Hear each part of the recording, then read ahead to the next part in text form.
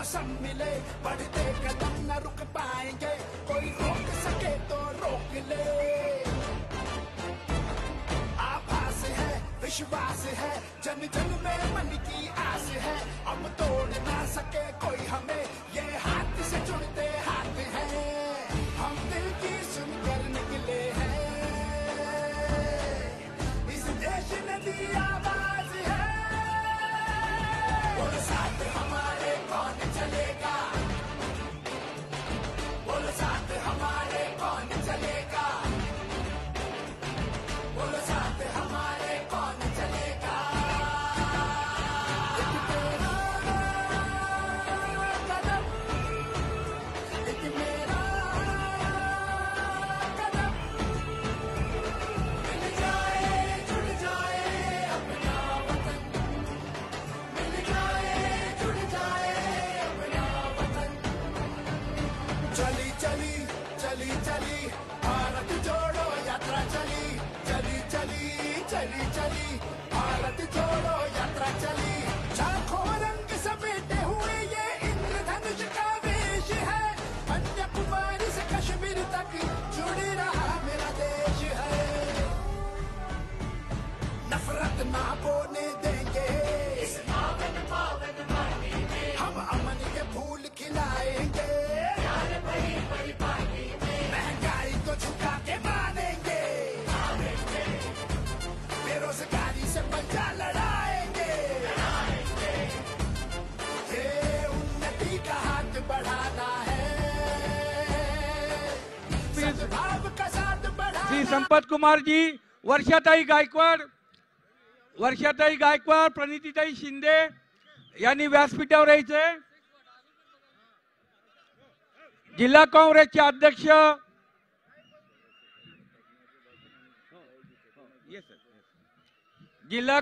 अध्यक्ष दिलीपरावजी, त्याच पदावर प्रदेश काँग्रेसच्या कार्याध्यक्ष प्रणितीताई शिंदे,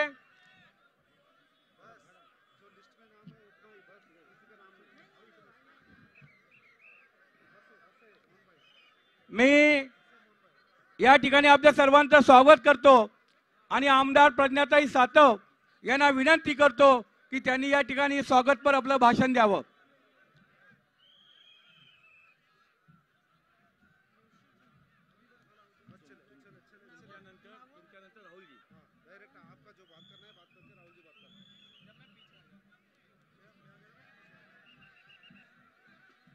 भारत जोड़ो यात्रा के सभी भारत यात्रियों का मैं कड़मनुरी नगरी में तहे दिल से स्वागत करती हूँ।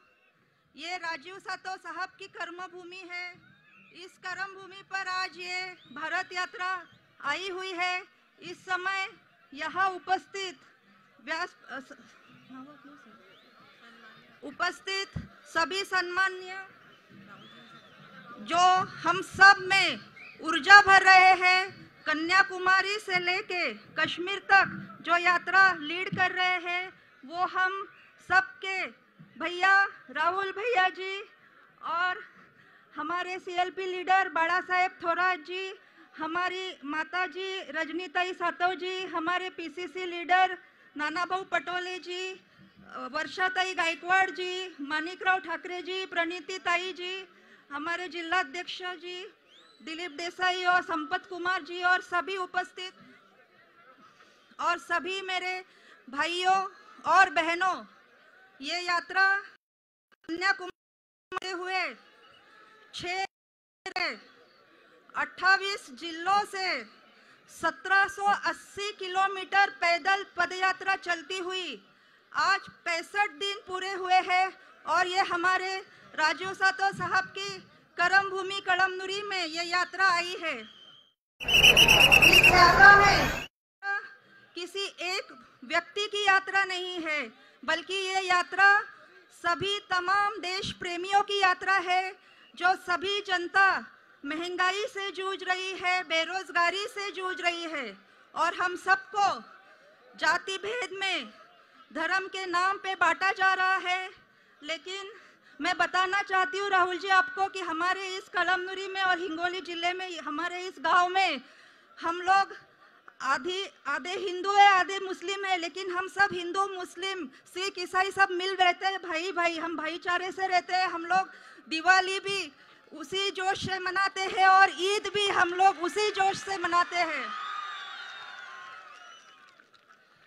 और हम बताना चाहते हैं कि जिस तरह राजीव सातव साहब आपके साथ अपने जिंदगी के आखिरी सांस तक थे, उसी तरह हम सब हिंगोली जिले के और कलमनुरी नगरी के लोग हमारी जिंदगी के आखिरी सांस तक आपके साथ, आपके पीछे रहेंगे। और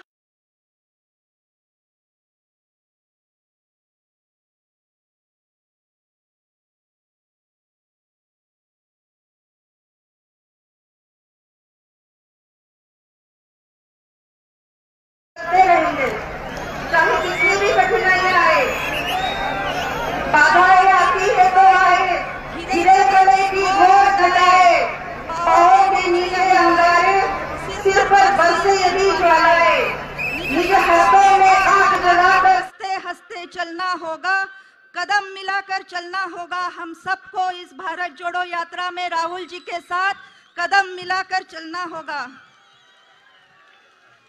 अपमानों में सम्मानों में उन्नत मस्तक उभरा सीना, अपमानों में सम्मानों में उन्नत मस्तक उभरा सीना, पीड़ाओं में पलना होगा, कदम मिलाकर चलना होगा। इस भारत जोड़ो यात्रा में राहुल जी के साथ हम सबको कदम मिलाकर चलना होगा। हम सब लोग आगे भी जो यात्रा चल रही है उसमें उसी ताकत के साथ चलते रहेंगे। और एक बार आप सब लोग, सभी भारतवासी, सभी भारत यात्रियों के लिए कलमनुरी नगरी के लोग एक बार जोरदार तालियां बजाइए। इतनी जोरदार बजाइए कि यहाँ कलमनुरी के छोटे से गांव में जो गूंज उठेगी, ये 1000 किलोमीटर दिल्ली में, दिल्ली के तख्त को भी हिला देना चाहिए। आप सब लोगों ने इस भारत यात्रा में हम सबको इतना साथ दिया है और हिंगोली जिले ने इस अन्याय के विरुद्ध आवाज बुलंद करने में जो ताकत दिखाई है, और जो हजारों की तादाद में आप सब लोग आज यहाँ उपस्थित हैं, इसलिए मैं तहे दिल से आप सभी का शुक्रिया अदा करती हूँ। जय हिंद। अब हम सबको इस भारत जोड़ो यात्रा में ऊर्जा भर रहे ऐसे हमारे राहुल भैया आ रही है, जोरदार तालियां।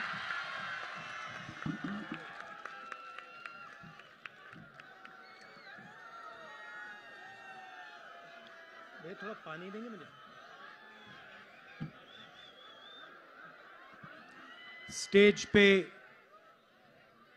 कांग्रेस पार्टी के वरिष्ठ नेता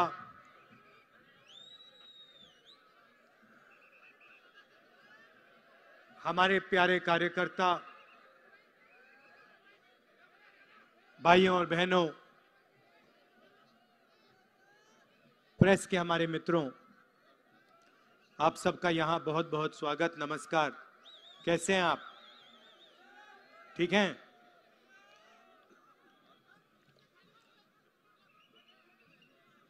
अभी जब मैंने स्टेज पे कांग्रेस पार्टी के सीनियर नेताओं का स्वागत किया तो मुझे अपने मित्र राजीव सातव की याद आई।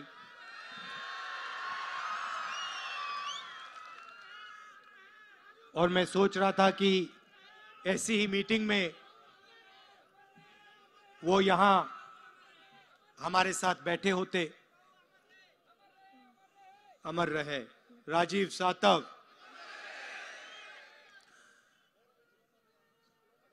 तो दुख हुआ।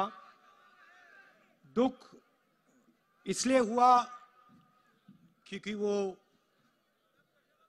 मेरा मित्र था, काम अच्छा करता था, मगर उससे भी ज्यादा दुख इस कारण हुआ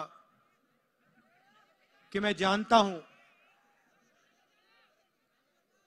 कि आपकी जो आवाज है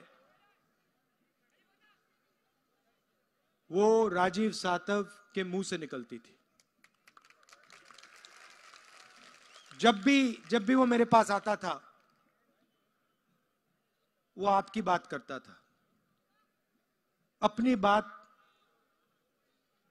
उसने मेरे साथ नहीं की, तो दुख हो रहा है। खुशी हुई है कि मैं यहां हूं, अपने मित्र की कर्मभूमि में आया हूं। खुशी हो रही है कि आज उनकी पत्नी मेरे साथ पूरा दिन चली। बहुत सारे नेता चल नहीं पा रहे, मगर ये चली सुबह से शाम 6 बजे से अब तक। ये यात्रा हमने कन्याकुमारी में शुरू की और ये श्रीनगर तक जाएगी। और ये देखिए, ये जो तिरंगा है, इसको ऊंचा करिए जरा। ये जो है, इसको हम श्रीनगर में जाके फहराएंगे। और मैसेज देने, ऐसे नहीं, मैसेज देने कि इस देश को बांटा नहीं जा सकता, इस देश में नफरत नहीं फैलाई जा सकती, इस देश में हिंसा नहीं फैलाई जा सकती। ये हमारा, ये यात्रा का लक्ष्य है। काफी लोगों ने पूछा, यात्रा की क्या जरूरत? सीधा जैसे आजकल करते हैं, सीधा हेलीकॉप्टर से कन्याकुमारी चले जाते, उधर एक भाषण कर लेते, जैसे प्रधानमंत्री जी करते हैं, और फिर सीधा वहां से जाके कन्याकुमारी हवाई जहाज में जाके श्रीनगर जाके वहां पे झंडा फहरा के कह देते भारत जोड़ो। उससे फायदा नहीं होता। हमें जरूरत क्यों पड़ी? कुछ दिन पहले मैंने भाषण में मजाक किया, माइक ऑफ करके मैंने भाषण में मजाक किया। कहा कि जब हम लोकसभा में, राज्यसभा में जनता की आवाज उठाने की कोशिश करते हैं, चाहे वो 3 काले कानूनों के खिलाफ, चाहे वो नोटबंदी के खिलाफ, जीएसटी के खिलाफ, किसानों के लिए, लोकसभा में हमारा माइक ऑफ कर दिया जाता है।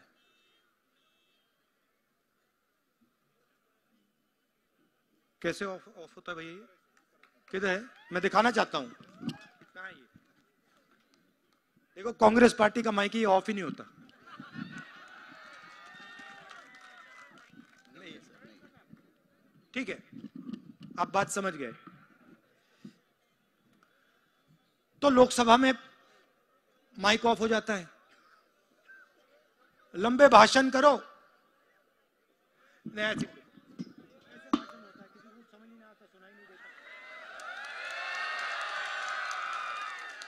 करते जाओ कुछ नहीं होता। तो वो रास्ता बंद। फिर मैंने कहा, शुरुआत में मैंने कहा, भाइयों और बहनों, कांग्रेस कार्यकर्ता और प्रेस के हमारे मित्रों, अब ये हैं हमारे मित्र, मगर मदद नहीं कर पा रहे। ये देखो, ये हंस रहे हैं, इनके पीछे लगाम लगा रखी है, वो कंट्रोल किसी और के हाथ में है। ये बोलना भी चाहें, इनको अन्याय दिखे भी, ये बेचारे बोल नहीं पा रहे हैं, तो ये भी रास्ता बंद। तो जनता की आवाज उठाने के लिए सब रास्ते बंद हैं। हमारे पास एक ही रास्ता बचा। जिस सड़क पे जनता चलती है,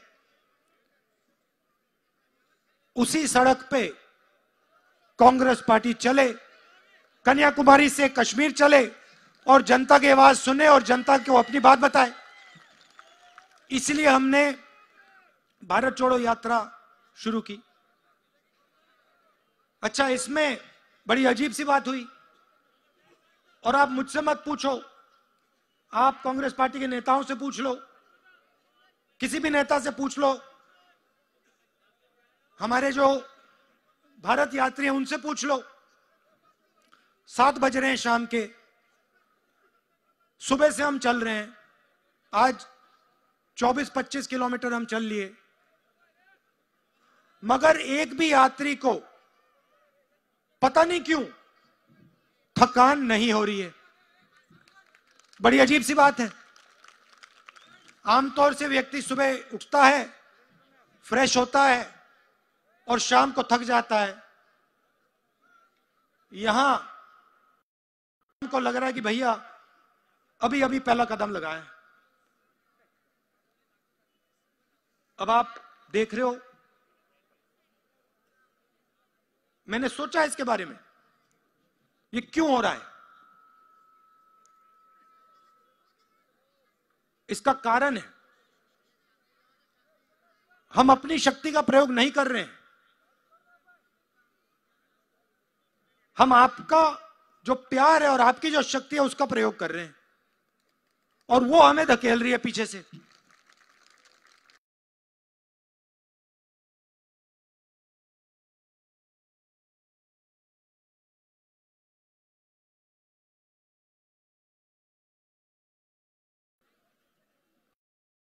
हम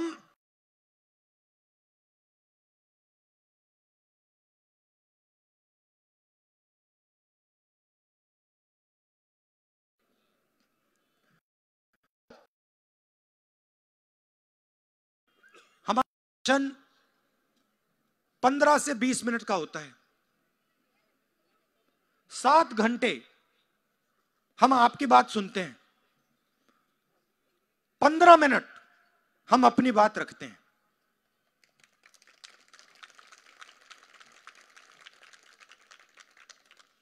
और आपसे बहुत कुछ सीखने को मिलता है। आज सुबह किसान से बात हुई, उसका खेत हमारे सामने था। उसने मुझे रोका, कहा राहुल जी मेरा खेत देखिए। अब यहां पे जो भी किसान है इस बात को समझ जाएंगे।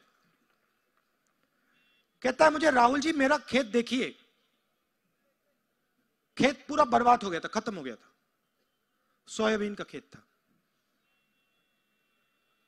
मुझे कहता है राहुल जी मैंने बीमा का पैसा भरा, मैंने बीमा का पैसा भरा, मेरा खेत बर्बाद हो गया। प्रधानमंत्री बीमा योजना में मैंने पैसा भरा है, मेरा खेत बर्बाद हो गया, मुझे 1 रुपया नहीं मिल रहा है। मुझे नहीं मालूम कहां फोन करूं, ना मुझे वेबसाइट मिलता है, ना कोई फोन उठाता है, मगर मुझे जिस चीज के लिए, जिस बीमे के लिए मैंने पैसा भरा था उसका मुझे 1 रुपया नहीं मिला और नहीं मिलने जा रहा है। मैंने उससे पूछा बताओ भाई आपने पैसा भरा, पैसा हवा में तो गायब नहीं होता। क्या आपने पैसा जेब से निकाला, ऐसे फेंका और जादू से वो गायब हो गया? ये तो नहीं होता ना। कभी हुआ आपसे? हुआ किसी के साथ? गायब तो नहीं होता ना। मतलब अगर आपके जेब से निकला कहीं ना कहीं तो जाएगा, सही बात। तो मैंने उससे पूछा भैया ये बात बताओ, ये अगर बीमा का पैसा आपकी जेब में नहीं आया तो किसकी जेब में गया? जवाब यही उसने दिया, यही जो आप कह रहे हो उसने कहा। कहता है राहुल जी आज के हिंदुस्तान में को रोजगार नहीं मिलता, किसान भूखा मर रहा है। छोटे दुकानदारों के लिए, छोटे व्यापारियों के लिए, मिडिल साइज स्मॉल बिजनेसेस के लिए नरेंद्र मोदी जी ने तोहफे दिए 2। एक नोटबंदी और दूसरा गलत जीएसटी। और सारे के सारे बर्बाद हो गए, खत्म हो गए। फायदा सिर्फ 2-3 बड़े उद्योगपतियों का है। ये भैया दिन भर सुनने को मिल रहा है। किसान से पूछो, वही कहता है, वही बात कहता है। मजदूर से बात करो, कहता है भैया हमें मनरेगा का पैसा नहीं मिल रहा है, रोजगार नहीं मिल रहा। छोटे दुकानदार से बात करो, कहता है जीएसटी ने हमें बर्बाद कर दिया, नोटबंदी ने बर्बाद कर दिया। तो फायदा किसका हो रहा है? 3-4 बड़े अरबपतियों का।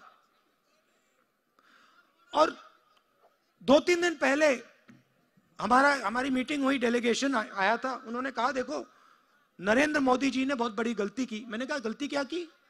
कहते हैं गलती की नोटबंदी, उनने गलती की। मैंने कहा गलती कुछ नहीं की, यह गलती नहीं थी, यह जानबूझ के किया गया है।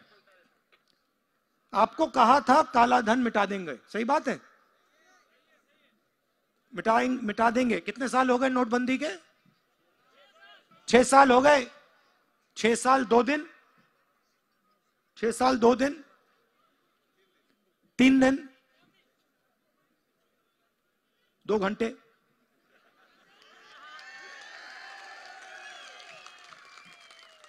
उन्होंने कहा था काले धन को मिटा दूंगा। मिट गया क्या? नहीं मिटा। 15 लाख आ गया? नहीं। तो जो इस देश में अपना खून पसीना देता है, जो देश को रोजगार देते हैं, जो देश को भोजन देते हैं, उनके लिए इस सरकार ने क्या किया मुझे बता दो। मैं हूं यहां पे, मैं 10 मिनट खड़ा हूं, बता दो उनके लिए क्या किया उन्होंने। एक काम बता दो। जीएसटी लगाया, नोटबंदी में फायदेमंद बात क्या की? देखो कोई जवाब नहीं मिल रहा।